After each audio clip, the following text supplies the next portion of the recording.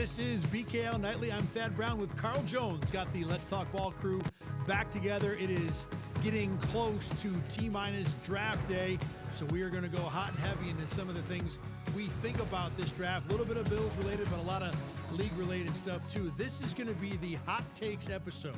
And what I've instructed Carl to do is to bring the hottest takes. I want us to go to the point, things that we barely believe ourselves, but we want to say things that we've thought about, things we've seen from watching film, what we like, what we don't like about this draft. And Carl, I'm going to kick this off just to kind of set the stage. I thought about like starting not so hot and then like going burning up like the wings challenge thing. I forget what the name of the show is. You probably know it.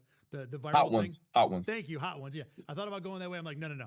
Let's go hot right off the bat.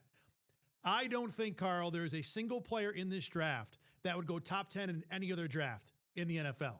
And now, look, I know Fernando Mendoza kind of skates that a little bit because he's a quarterback. Even he is on the low end. But of the other guys who are going to go in the top 10 of this draft, not one of them would be a top 10 pick in any other normal draft. You think about the top 10 of this draft, we very likely are going to have two off-ball linebackers, a safety, and a running back, all in the top 10 of one draft. The edge is at the top of this draft. The edge guys, right? You got Ruben Bain, ridiculously short arms, T-Rex. You've got David Bailey, a weakness against the run, a absolute problem against the run. You got Alvaro Reese. No one knows if he can even play a position in the NFL. So this to me, and people have talked about it, I'm not breaking any news here, but this is, I think, going to be a historically epic, terrible top of a draft with this group. I know it's deep, and we'll talk about some of that later for sure, but the elite guys at the top of this draft are just not elite, and we'll throw the receivers in there too. I don't think there's a single one that's a legit, bona fide number one receiver. A lot of really nice number twos, but no one that I'm going to put on my team and think that guy could be my person I'm running the offense through in 3 or 4 years. Yeah, you ain't making nothing up there. Watching college football this year and the players who were draft eligible, you were always watching like, dang, that guy's going to be eligible in 2027. 2027 is going to be a banger. I'll tell you that. For those who are upset about this year, I promise you 2027 will not let you down. I've heard comparisons. This year's draft class is similar to 2013. And for those who don't know, 2013 was the Eric Fisher went number one to the Chiefs year. Then it was Deion Jordan, the Dolphins. The Buffalo Bills, if I'm not mistaken, they took E.J. Manuel that year. So that's how, if you want to forget about 2013, sorry to bring up E.J. Manuel for you guys. But like Thad mentioned, though, the difference between 2013 and why I do want to give 2013 some credit, the first 15 weren't great. Lane Johnson is obviously a Hall of Famer, but outside of him, they didn't have a lot of great players. But there were a lot of dudes the rest of that draft. There are some other Hall of Famers, like Travis Kelce, for example, was in that 2013 class. So I think this year's draft is going to be, listen, can you scout? Like, this is going to be, how good are your scouts? Because there are going to be players to be found on round 2 and beyond, even the back half of the first round. But just how good is your scouting department to find those gems? Because every single class has good players. They just might not pop out like they do in other draft classes. And there will be guys that will be taken round 1, bottom half of round 1, early round 2. Like you said, there's always somebody who pops. And I could point to 2 or 3 guys, even in this top 10, who I think have a decent chance to pop. I mean, I like what David Bailey brings as maybe even a DPR, designated pass rusher. Sonny Styles with the workout, there's reason to be optimistic there. But the more I watch the elite guys, and I remember like 2 months ago when Bill's season was over and I really sat down and said, okay, I've been hearing about Alvaro Reese and Ruben Bain for weeks. Let me watch these guys. And you flip them on and you're thinking, this is who's going to go number 2? That's all I've been thinking of for even with the receivers. I watched Carnell Tate and I'm like, this is a number 2. This is not a guy that I would pick in the top 15 of most drafts. So it is, I know the reputation is it's a very underwhelming top 10. I have been underwhelmed for the underwhelmed part of it. I guess we'll put it that way. That's fair. That's fair for sure. All right, your turn. Yeah, for me, I'm going to come out guns a-blazing. Guns a-blazing. The Dallas Cowboys are going to trade George Pickens. I believe that this is finally the year. I got some method to my madness here. Okay. Obviously, for those who have watched or followed football over the last better part of 30 years, ever since Jerry Jones has become, he thinks everything revolves around him. He wants these drawn-out holdouts, and he wants everything to be about him. But when I think about how last year went down, and in fact, that drawn out into all the way into early September with Micah Parsons, and they end up trading him to the Green Bay Packers, and that kind of casted a dark cloud over the rest of their season. I think this year they're going to just get ahead of everything and just say, you know what, George Pickens, you are a really darn good player, and we believe that someone else will pay you what you are worth. We just don't know if we can give you that $35 million that you deserve. So someone else can give us a 1 and a 4 for your services. We love you, George, just not at that price. And I think that, listen, if I were a Cowboys fan, I'll be mad because I just saw what that offense did last year with CD and George Pickens, and why would you give that up? Having said that, Jerry Jones has made questionable decisions his entire life. And I think that if you want to sell high, listen, they traded a third to get the guy. I mean, they are, I will give them credit, the Cowboys. They were the franchise who took a chance to get a George Pickens. I know a lot of people clown them to do it last offseason. Having said that, I'm going spicy here. I think they get rid of him on day one. Whether it is, I'm trying to think of a team here off the cuff. I can't. Maybe the Patriots. I know they're in the AJ Brown sweepstakes. So I That was think the first one I was going to say, yeah. like maybe they like, we don't want to wait on AJ, and Mike Vrabel is a guy who could maybe corral a George Pickens type personality. But yeah, I think he's gone on some real hot ones, level 10 type time, first pick. So a couple things I buy a lot about that. A, Jerry Jones is capable of anything. So sure, this falls in the category within the guardrails of anything. B, other than Jerry Jones, this team has actually been pretty efficient when it comes to how it uses its draft assets. So the idea of paying a 3 to end up with a 1 and a 4 or something like that also makes loads of sense. The spot I'd push back on here is, what's the next move? Because like we just said, we don't think there's anywhere close to a George Pickens level receiver in this draft. Even if you do grab a 1 from New England, which is the type of team you'd probably get it from, that's pick 31. So you're getting like the 6th best receiver of a bad receiver draft. What do you think would be the next Cowboys move after moving on from Pickens? Because the offense is the fastball over there, and I think you want to keep that being as fast as it was last year, because like you said, it was 95, 100 most of the season. Yeah, well, now they got 3 first-round picks, and I think that allows them to maneuver the board in the way they see fit. The problem is, I talked about, you say replacing George Pickens. They also got to replace Micah Parsons, Trayvon Diggs, and the other players who were mainstays of that defense for the better part of the last 3-4 years. So I believe if you were pigeonholed at 12 that you have to go defense, if you wanted to reach on a receiver at 12, you can go over the belief, okay, maybe we can still get our defender at 20 and 31 when the Patriots pick. Once again, this isn't a draft to just kind of be choosy, because listen, this is the options are what the options are, and this is probably the wrong year to have 3 1s. But there's a reason why they got 2 1s this year, because teams were probably more than willing to trade their first round picks this year compared to next year, which I don't see many teams doing that based off who's coming out. They also don't have a 2 because they traded that to the Jets in the Quinnen Williams trade. And it actually is a good year to have 2 1s in the 20s. To be picking 2 spots down there, you'll get really, really high level players, I think, for that part of the draft. Okay, my turn again. We're going to back off on the spiciness a little. I think the best wide receiver in this draft, not right now, but it'll end up to be Ted Hurst from Georgia State.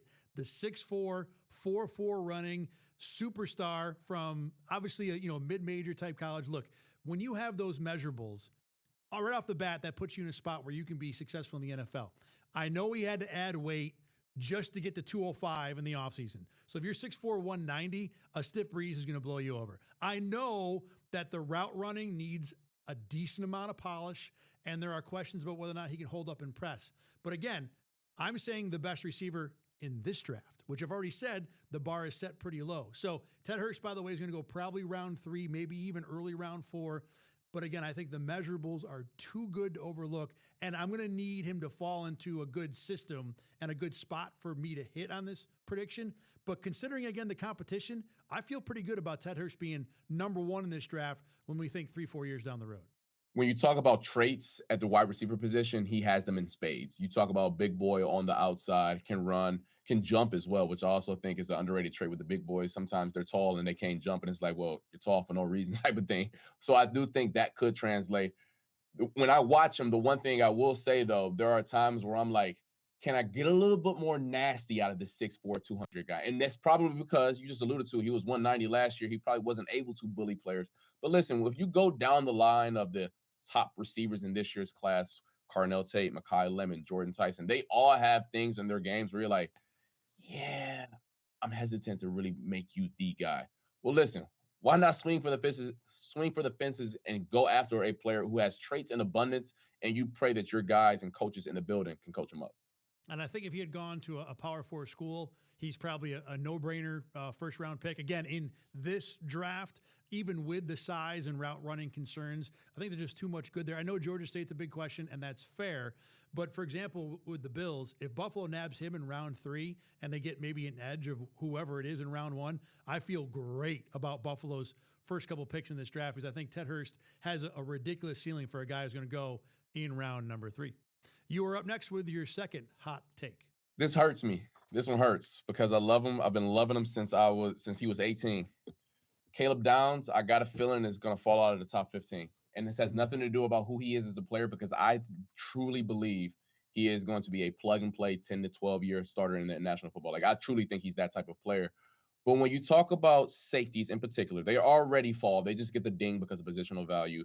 I love Kyle Hamilton. I think everybody in their mama love Kyle Hamilton coming out, and he still dropped. I'm putting that quotation marks for those who are listening to 14, right? Even though he was 6'4", 200 plus pounds, had good range, he was a blitzer, and he still fell to 14. Caleb Downs is not that. He is 6 foot, 200 pounds around that area, doesn't have these elite ball skills. And I know we've talked about this draft being somewhere where it's a little bit light at the top in terms of blue chippers. Even he, I think, will get dinged for the positional value because I have a feeling that the team's ahead of like that 10 spot, which I think he's being mocked to for the Cincinnati Bengals. They may go after the traits and the high upside players. They maybe offensive tackles go off the board where like a Monroe Freeling and then Spencer Fano and then all of those players start going off the board. Maybe a couple defensive ends and Mekhi Lemon maybe gets up there, Jordan Tyson. And then I was like, all right, at some point, maybe it's the Jets at 16. It's like, all right, he's a good player. Let's stop the fall here. I got a vibe. If he gets past Cincy at 10, there's a chance that he can go for a free fall. I like bringing up the safeties here because I actually have one, too, not nearly as hot, but I'm going to talk about it in a second. The first thing I want to ask you, though, is if you think he's dropping out of the top 15 and everybody and their mother and their mother's brother and their mother's brother's sister have said that Dylan Thielman's going to the Vikings at 18, do you think they reverse then so Thielman is actually the first safety off the board? Because I don't think they're that far apart to think that's a crazy idea. I don't think it's a crazy idea, but I do think when we talk about draft, this is actually a good exercise. The consensus of drafts tend to be the best indicator of how these players turn out. Like the further you get away from consensus, the wackier the picks tend to be. And Caleb Downs, by all consensus boards, like big boards, he's a top 10 player. Once and Dylan Thielman is probably closer to like, I believe like the teens range. I just don't know of a smart GM or not even a smart GM. You will have the appetite or risk to take the risk on a player that since he was 18 years old, he's been billed as this top 10 player. And then on draft day, you're like, you know what? Let's take the guy with more tools and traits who maybe wasn't as sexy 2 years ago. The traits thing is the thing I want to underline because with both Downs and Thieneman, they don't have the ridiculous size to make you feel like they can be an absolute ceiling impact type safety in the NFL, not Kyle Hamilton's type size. I've seen the comparisons between Downs and Budda Baker. That makes a lot of sense to me. Baker was a really good, but more on the smaller side safety.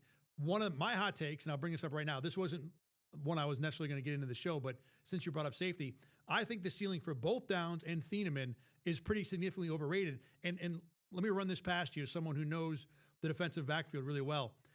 I think a lot of the reason people like both these guys is they look at them and say, this is a modern safety. These are both guys that you can play at the free, you can play at the strong, you can put them in the nickel, you can move them all around, which I'm not saying is not valuable. What I do think, though, is Cole Bishop is already kind of that for the Bills. The progression in the league is towards that. I think you get 2-3 years down the road, I think everybody's got a safety like this because this is how the safeties are being built now. This is the direction we're going in the league. These are the guys you're going to look for in round one. So what's making guys like Downs and Thieneman special now won't be all that special in 2 or 3 years. And to me, that depresses what you're going to get in terms of the value taking a guy like that early in the draft. Am I playing that out maybe too far? No, you're not. But I think here's what I'll push back in terms of Caleb Downs. His calling card is something that we on the outside, and quite frankly, nobody except for the coaches in the building can calculate and truly, I guess, grasp. It's his IQ. And I know that sounds like a buzzword, and I know that's something else on the outside. It's like, yeah, whatever. Smart football player. We get it. But Nick Saban, who is probably the greatest college football coach in history, trusted this man when he was 17 years old in spring ball to run the whole defense. That is unheard of. In fact, the last player he asked to do that was some guy by the name of Minkah Fitzpatrick, who go on to have an all-pro career in the National Football League. So despite the fact that I do think there are some limitations to Caleb Downs, and I don't think he's like some Sean Taylor-esque prospect that he was billed as when he was 18, I do think there is a certain floor to him, and I do think that the ceiling is Not K Ham, because K Ham, if he keeps playing the way he's playing, Kyle Hamilton is going to walk to Canton. But I do think Buda Baker, who has been an all-pro in this league, is very feasible, and that's someone that you take 10 times out of 10. And in this year's draft, you wouldn't hesitate taking that in the top 12 as compared to maybe that 2021 year with like all those freakazoids they had at Jamar Chase and Penei Sewell and all those guys. He may be like 18th or 19th in that class. All right, back to me here for my next hot take. Akeem Mesidor, the other pass rusher in Miami, I think he's 25-year-old fool's gold. I think anybody who spends a first-round pick in this guy should be fired immediately. Look, I know that there's an athletic ability that's tantalizing. The quicks, you can see them. But he's not ridiculously big at 6'3", 259. He's not ridiculously fast at all. His calling card is hand fighting. And when you're 25 going against 18, 19-year-olds, you're probably going to look pretty damn good with that. Effort is a part of that too. Effort is great. Effort doesn't get you first-round production. Again, we're talking about this draft, but I just don't see a guy. You talk about what teams look for in round one. I just went through the idea that the safeties might be overrated because they're not big enough. Traits matter in round one. Mesidor just does not have anywhere close to the traits for a guy that's consistently mocked in the low 20s, even the high teens. I think, again, if you spend a pick before like 45 or 50, that is fireable, in my opinion. Oh, listen, you're preaching to the choir on this one. I'm a bit of an ageist when it comes to my draft prospects, NBA and NFL. Outside of quarterback, I think quarterback is his own separate bucket, and I don't mind how old you are as long as you're not Brandon Whedon coming into the NFL at 28. But I truly believe that good players pop early because they are good players, point blank, period, especially at premium positions. It is one thing if you pop late at, I don't know, safety. You pop late at, I don't know, center, guard. No disrespect to those good brothers in the interior. But if you are a premium guy, wide receiver, corner, edge rusher, it is a totally different ball game when you can use your man strength against freshmen as compared to guys who pay mortgages and got kids to feed. And when I watch him and I watched him terrorize my Buckeyes in the college football playoff, it didn't give off a vibe that he was going to be some all-pro. It gave off a vibe where it was like, hey, bro, go to the NFL and start getting paid to play this game. You're taking advantage of some dude who respectfully don't need to be on the same field as you. No disrespect to him as a player. I just don't think 25-year-old first-round pick should ever be in consideration unless you are a quarterback. And a guy who had surgery on both feet too. I mean, there's an injury red flag there as well. There are so many, when you think about like red flags versus green flags, which is not the only way you should evaluate a player, there are so many red flags with Mesidor as an elite pick. You want to take him bottom of round 2, top of round 3, make him a rotational rusher, the guy on the other side from the guy, I can live with that. But if you're spending a first-round pick in this guy and people are going to expect him to be a game changer, an impact player, I think you are asking for trouble with depending on Mesidor to be that. Your turn, Carl. All right, let's bring the Buffalo Bills into the show. This one is going to hurt Bills Mafia's fans. So listen, don't cuss me out when I say this, but I'm just telling you, I'm going off the history here. I don't think the Bills take a wide receiver in the top 100. And for those who don't know, top 100, that's like middle 4th round, beyond whatever, yada, yada, yada. And the reason Bills first 2 picks this year. Yeah, and the reason I caveat it like that, I don't know if they trade back and accumulate more picks, yada, yada, yada. Top 100, we'll just use that. I do not think the Buffalo Bills will take a receiver in that range. If I go off of the evidence, since Brandon Beane became GM in 2018, they have taken one wide receiver in the top 100. Selected one. And if you want to use the Stephon Diggs caveat, cool, not today on this show. They have taken one, and his name was Keon Coleman. No disrespect to Keon, but that's the one that didn't work out. They have already used a premium asset in this year's class on a wide receiver. Do I think that Brandon Beane is going to step out of character and A, do something that he's rarely done, and then B, do it in a year where he's already used a high asset on the receiver? I just don't see that happening. Would I like him to take a guy in the 2nd or 3rd round? I actually think it would be smart business. These receivers these days are getting paid like princes in Dubai. Like, they're getting paid, my boy. But I just don't see that happening this year based off of the evidence. I think it's a good take. I don't even know if it's that hot. It's probably, there's a degree of spiciness to it for sure, but it makes a lot of sense, especially in a year. We're sitting here right now. The Bills are desperate for somebody else at linebacker. They absolutely need more help at corner. So this is a team that has other needs. And even the guys they signed this year, the Nichols, the CJ Gardners, the D Alfreds, these are guys that are pushing 30 already. There's nothing that says you can't spend a 3rd round pick on a spot to develop someone behind a guy you've signed ostensibly to just take 1 year. So Now, if it were me and I'm with you, I think on this, I would be targeting a receiver with one of the first 2 picks because I think you get more impact out of the high leverage positions with early draft picks when you need them. Edge and receiver are still very much a need for this team. Let me ask you though, if receiver is not going to be one of the first 2 picks sitting here in a vacuum, what are the positions Buffalo likely attacks in your opinion with the round 1 and round 3 picks? Let's get spicy here. Okay, I think first round, I think edge rusher is very much in play, With especially you when there. Yep. when you think about the meat and the potatoes of this draft and that range in particular. There should be a guy on the board in that 26th pick, or even if they trade back to let's just say 35 or whatever, there still should be an edge rusher in that range they can take. But the more I've been digging on this, that I think there's a chance guard is taken like in the third and fourth round. Hear me out here. This Wow. You went Cybo, from spicy to spicy right here. listen, Cybo is entering the last year of his deal. And I know Brandon Bean loves to draft, develop, and resign his own. It's good business. But if you draft, develop, and then resign Cybo, you have 4 expensive players up front. In my opinion, that isn't good team building when you have other needs on your roster that are glaring holes. I think it would be wise to spend a pretty, I've done my research on this. The meat and potatoes for guards in this draft is day 2 to early parts of day 3. If you take a dart throw on a guard at that point, and he can compete for left guard day 1, probably won't win that job with Alec Anderson and Austin Corbett in town. But then he sits behind Cybo as the backup right guard, and then he takes over for him next year and let Cybo walk. I think that's something that can be in play for Brandon Bean because I do think he is a good GM in terms of planning for the future, and this would be the latest example.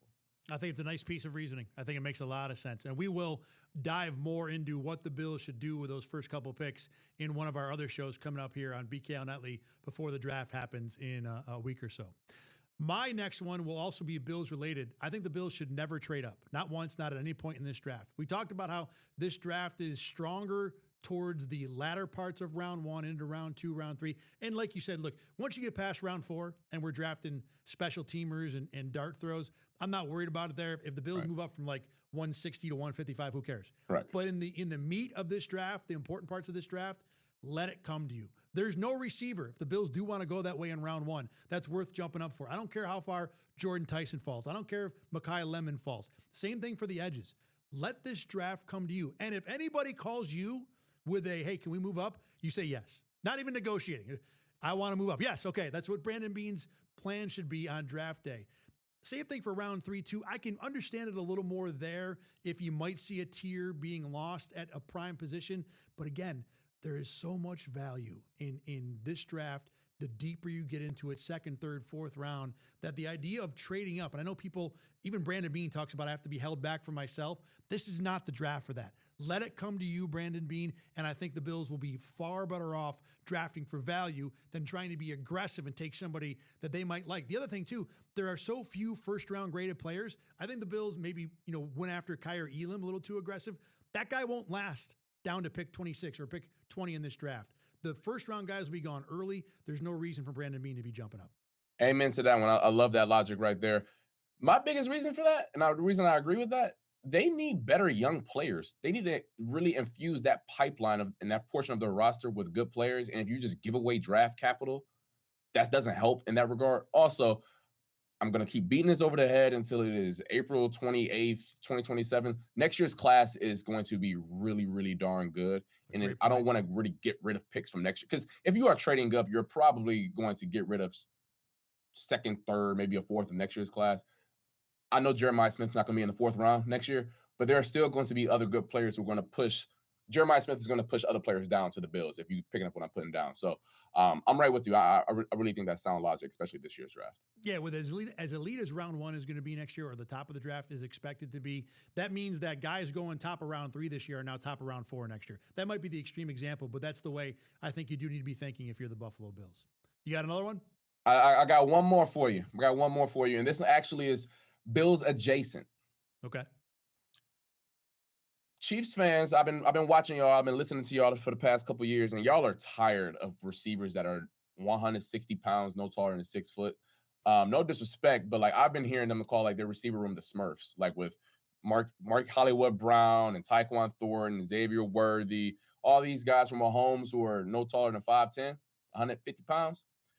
I think they go up and I can guarantee it today, they either leave this draft with Carnell Tate or Denzel Boston. I think there is with I have it on good authority, aka just my brain, that they leave the draft with either Carnell Tate or Denzel Boston. If they have to go get Carnell Tate, they'll probably have to trade up to do so. And then if they pick also at 29, their pick is also at 42 in the second round. If Denzel Boston's in like that 23 range and they believe that maybe the Bills are interested, maybe the San Francisco 49ers are interested. We've seen the Chiefs before when they have a guy on their radar go up to go get their guy. Trey McDuffie a few years back, they obviously just let him walk. If Carnell Tate's not the pick at 9, I can almost guarantee it, like I am at the blackjack table, Denzel Boston will be a Chief.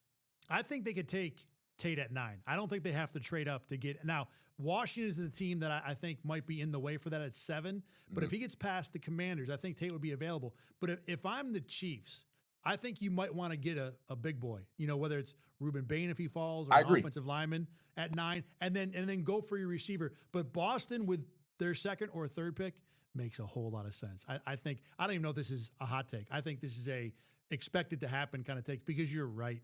The receiving group, other than Travis Kelce, I guess they've had Travis Kelce to be that size guy, that big guy, and the receivers around them. When it was Tyreek Hill, it worked because you were extremes on both sides. Right. But, Tyreek Hill, that guy is a once in a generation in a lot of different ways. And you're not going to find that all the time. So going bigger body, especially because it's a good fit with the Rashee Rices and the guys they have right there.